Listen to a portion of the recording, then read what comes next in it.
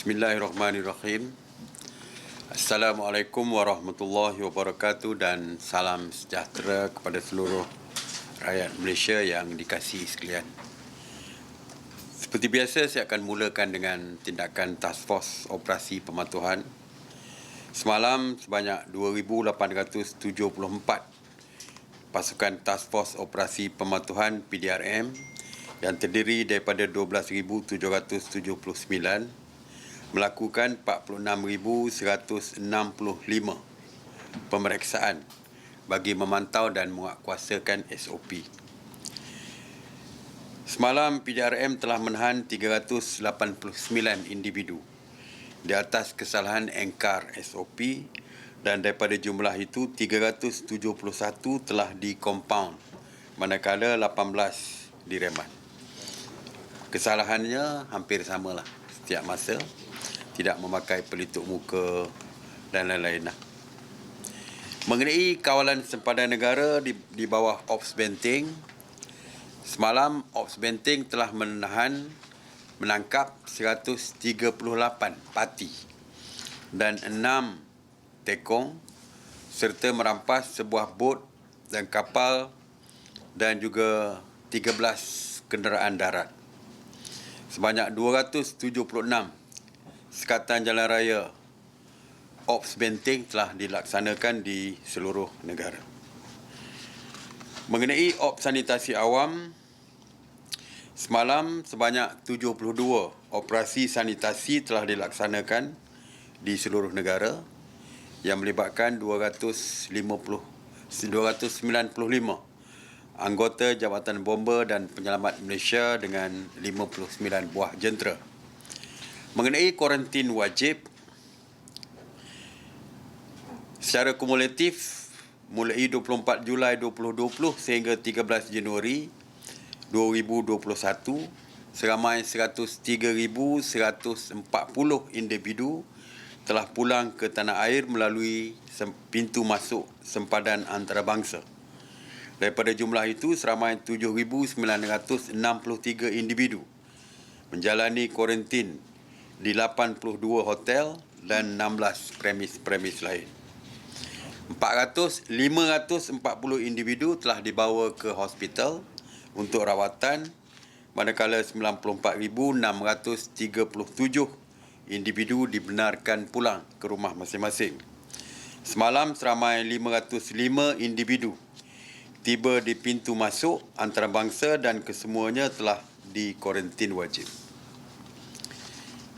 Mengenai berita palsu, sehingga 14 Januari 2021, sebanyak 275 kertas siasatan telah dibuka oleh PDRM dan SKMM berhubung berita palsu berkaitan COVID-19. Daripada jumlah itu, sebanyak 138 masih dalam siasatan, manakala 35 kes telah didakwa di mahkamah. 21 didapati bersalah, 13 dalam proses perbicaraan dan 12 diberikan notis amaran.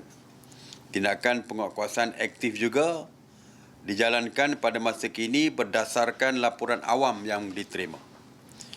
Pada masa yang sama, sebanyak 420 penafian dan penjelasan mengenai berita palsu telah diperjelaskan kepada orang ramai oleh Pasukan Respon Pantas Kementerian Komunikasi dan Multimedia Malaysia yang ditubuhkan bagi membantu membendung penyebaran berita palsu berkaitan COVID-19.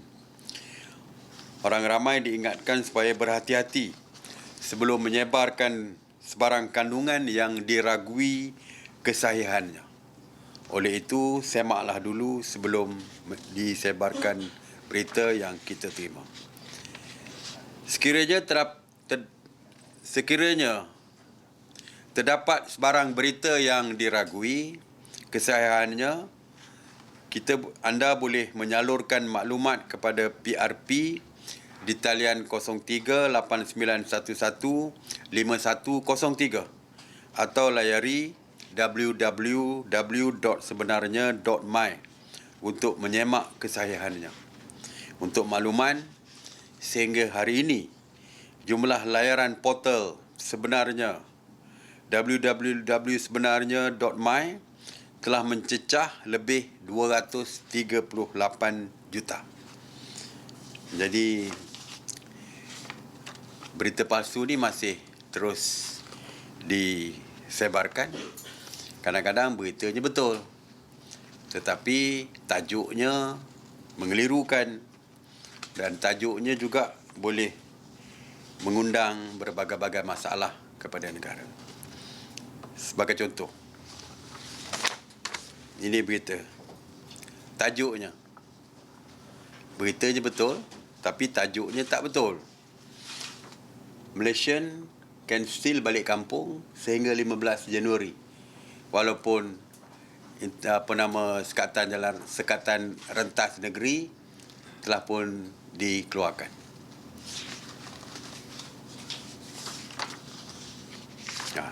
Ini ya.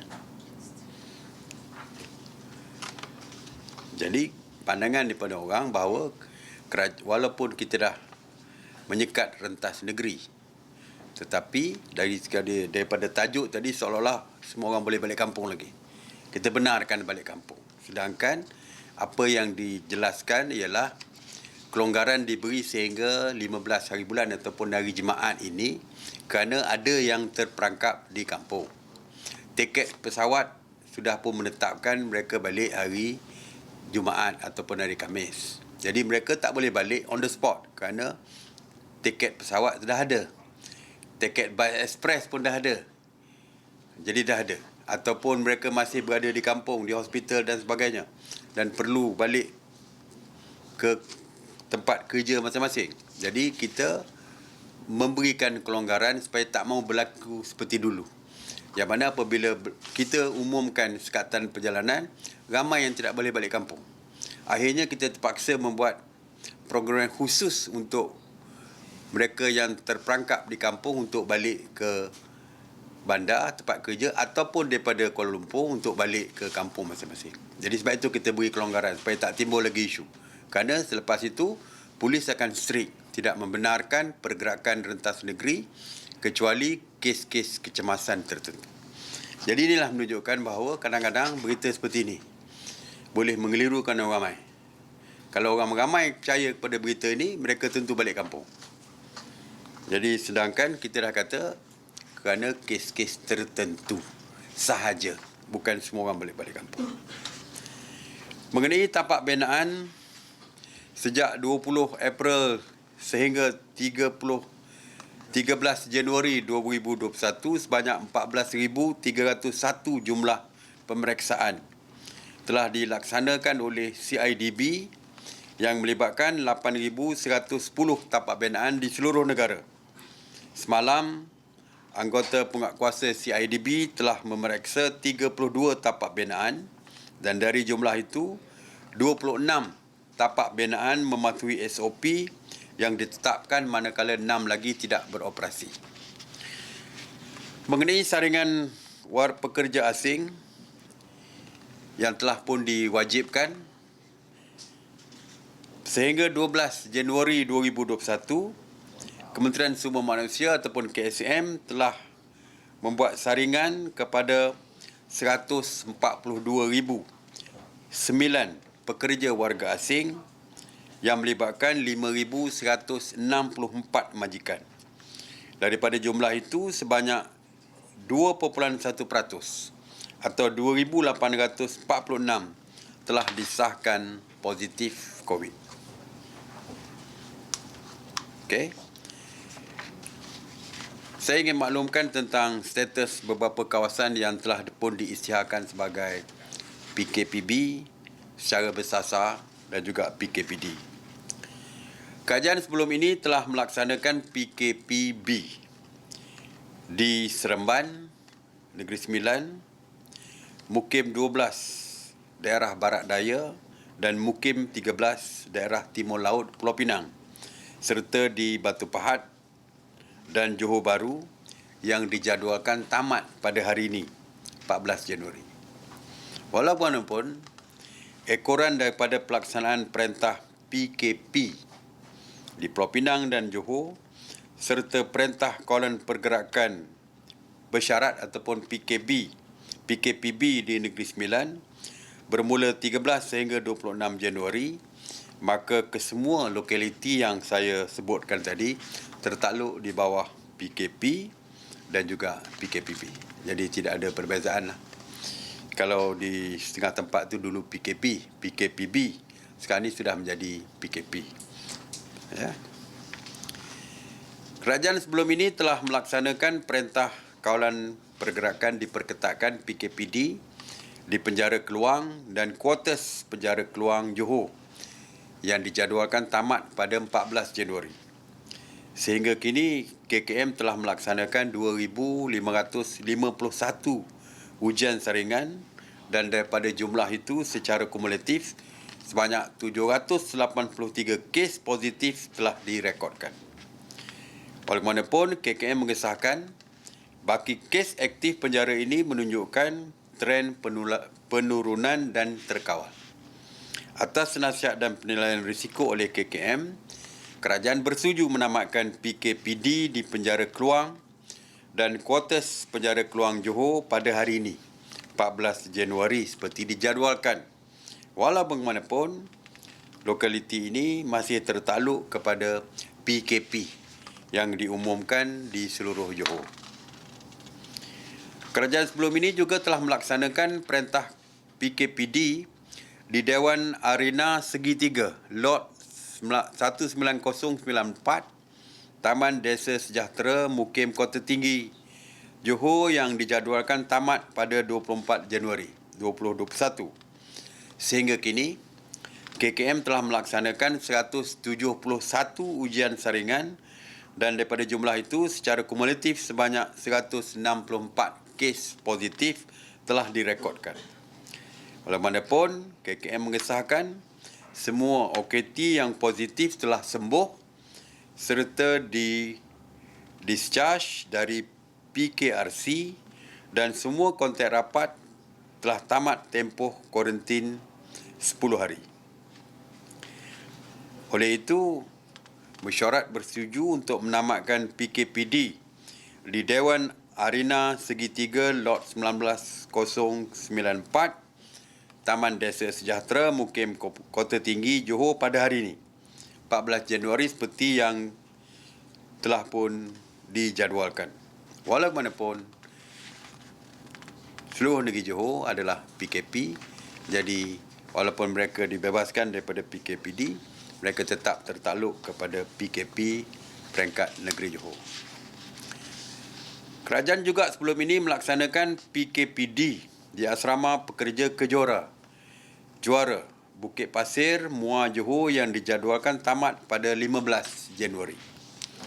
Sehingga kini, KKM telah melaksanakan 1,828 ujian saringan. Dan daripada jumlah itu, seramai 1,417 kes positif telah direkodkan. Sebanyak 1,417. KKM turut mengesahkan kadar positiviti di lokaliti ini sangat tinggi dan masih terdapat 1,404 baki kes aktif yang ditempatkan di PKRC yang terletak dalam kawasan PKPD. Oleh itu, KKM menasihatkan dan kita bersetuju untuk melanjutkan PKPD di Asrama Pekerja Juara Bukit Pasir, Muar pada 16 hingga 29. Orang mesti tanya, Johor semuanya dah PKP. Apa bezanya dengan PKPD secara bersasar di lokaliti yang berkaitan? Ada beza ya. PKPD pergerakan langsung tidak ada. Berbeza dengan PKP walaupun SOP-nya ketat tapi masih boleh ada pergerakan. Ya, ada sedikit pergerakanlah, kelonggaran. Keluar rumah 2 orang untuk membeli barangan, sedangkan di sini tidak boleh langsung keluar.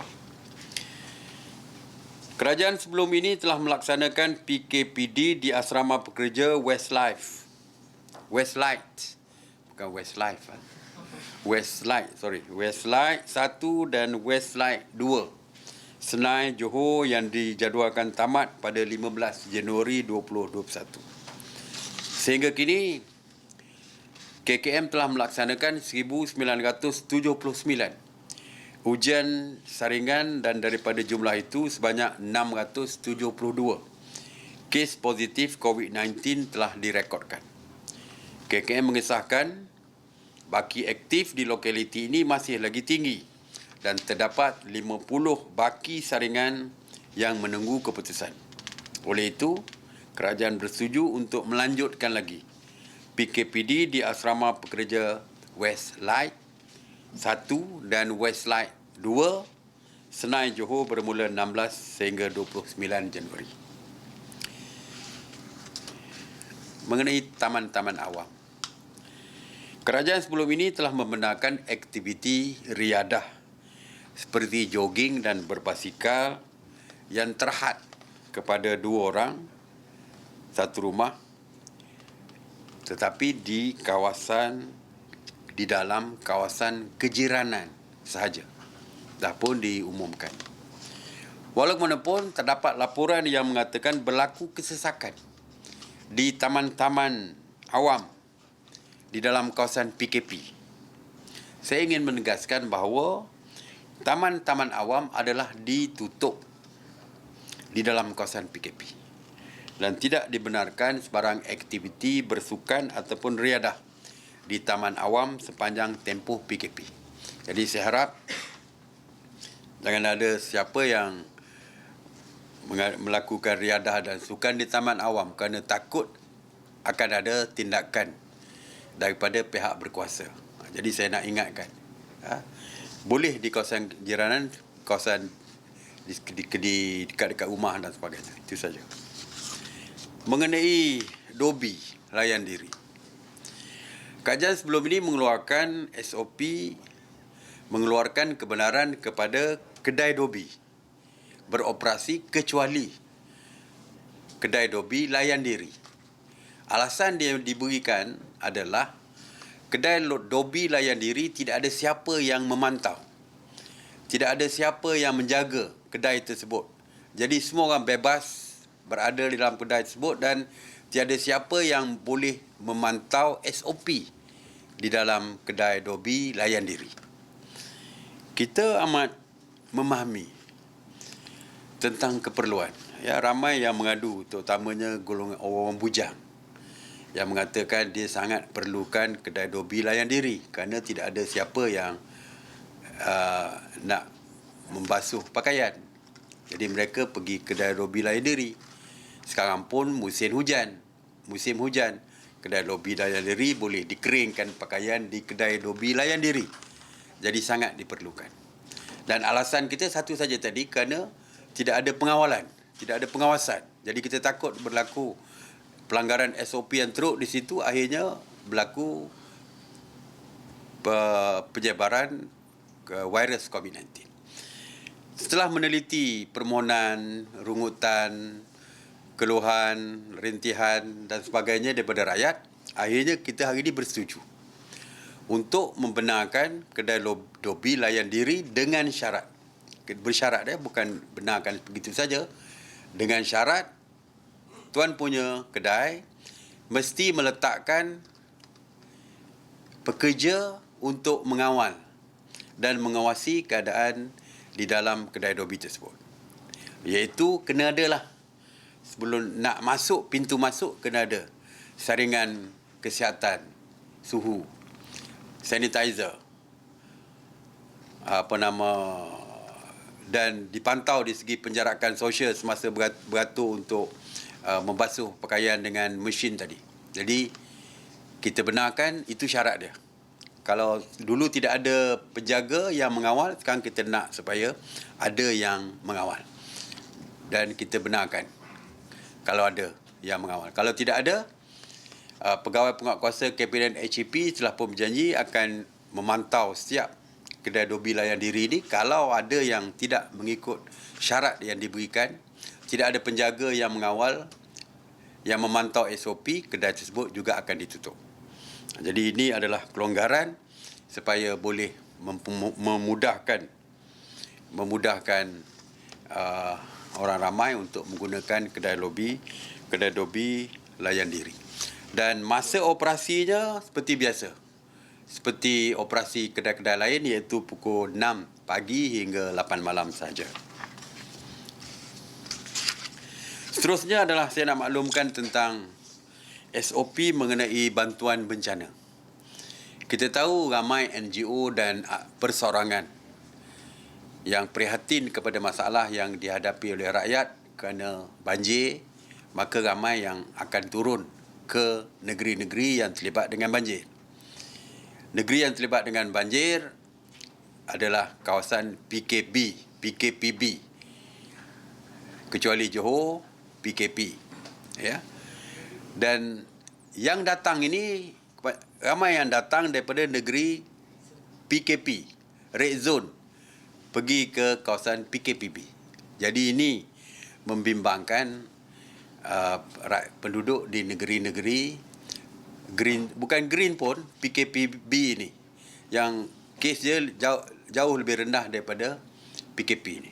Walaupun kita faham akan keperluan daripada NGO ini untuk membantu. Bukan saja sewaktu banjir ini, tapi kita percaya selepas banjir, ramai akan pergi untuk membantu membersihkan tempat-tempat awam, rumah-rumah dan sebagainya. Walaupun kita memberikan kebenaran, tapi bagi mengawal supaya tidak berlaku terlampau ramai yang pergi dan akhirnya menyebarkan wabak ataupun virus di kawasan tersebut, maka NADMA, iaitu Agensi Bencana Persekutuan ini, telah mengeluarkan SOP yang ketat supaya kita dapat mengawal jangkitan. Yang pertamanya, mana-mana NGO ataupun individu yang ingin membantu, yang pertamanya mesti membuat permohonan daripada Pusat Pengurusan Bencana Negeri atau Daerah. Dia mesti memohon dulu. Borang boleh diambil daripada website NADMA, iaitu www.nadma.gov.my. Borang boleh diambil daripada NADMA, dan selepas mengisi borang,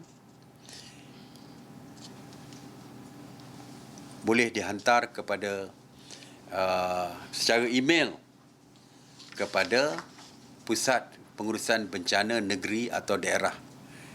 Jadi perlu disebutkan, yang pertamanya, pertubuhan itu mestilah pertubuhan berdaftar. Mereka mesti masukkan nombor kelulusan. Biasanya akan ada nombor. Macam syarikat juga akan nombor kod dia, iaitu pertubuhan adalah mestilah daripada pertubuhan yang berdaftar dengan Registrar of Society. Selepas menghantar dengan adalah keperluan-keperluannya, maka katakan dia memohon kepada Pusat Pengurusan Bencana Temerloh sebagai contoh.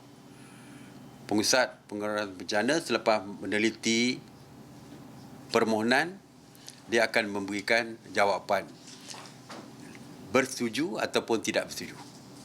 Kalau tidak bersetuju, maka dia akan tulis tidak bersetuju dan dia akan berikan surat melalui email juga. Kalau bersetuju, syarat-syarat akan diberikan oleh Pusat Pengurusan Bencana Daerah tersebut. Sebagai contoh, tujuan dia nak pergi menghantar ataupun nak mencuci untuk program pos banjir, mencuci.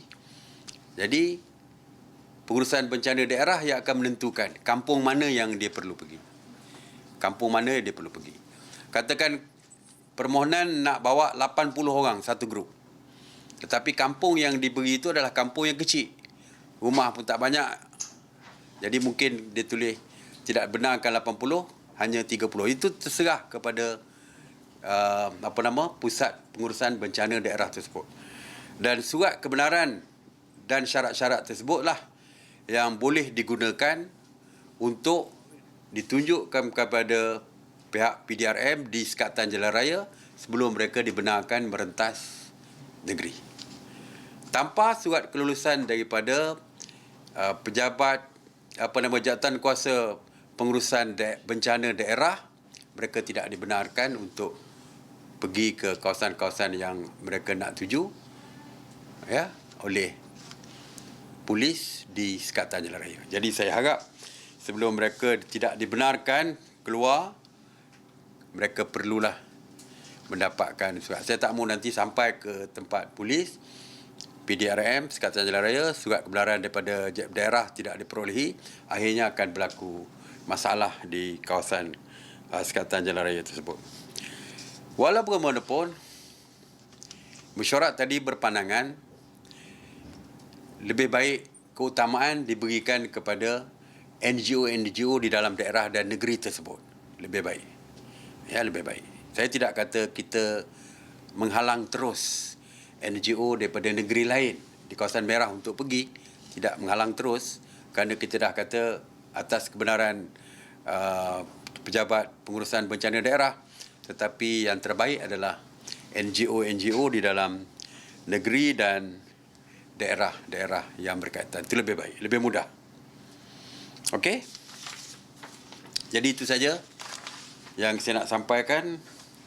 Sekali lagi saya minta kepada NGO yang turun ke negeri yang dibenarkan, tolong patuhi setiap kebenaran, setiap syarat yang dikeluarkan oleh daerah yang berkaitan, dan bila sampai ke negeri yang berkaitan, tolong patuhi setiap SOP yang telah pun diperkenalkan oleh kerajaan.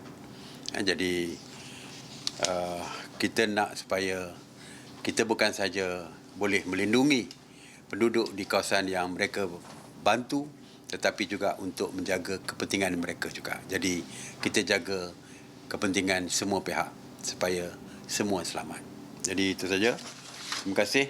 Assalamualaikum warahmatullahi wabarakatuh.